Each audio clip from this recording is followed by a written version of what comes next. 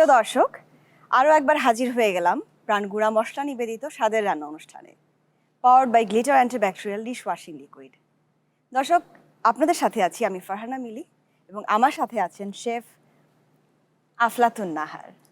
কেমন আছেন আপু? আপনি? অনেক ভালো আছি, রমজানুল মোবারক। আপনি কেমন আছেন? আমি খুব ভালো আছি আপু।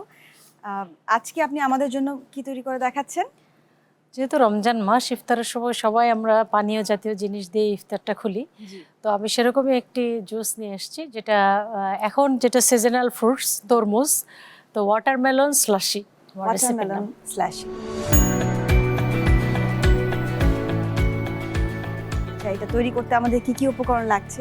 তৈরি করতে আমাদের খুবই সামান্য উপকরণ লাগবে, কারণ আমরা আসলে ইফতারের সময় অনেক বেশি টায়ার্ড থাকি, সেজন্য আমরা কম উপকরণ দিয়ে যাতে মুখরোচক কিছু তৈরি করতে পারি সেই প্রয়াসটাই রেখেছি। এখানে সম্ভবত এখানে ওয়াটারমেলন লাগবে, এটা একদম সিডলেস।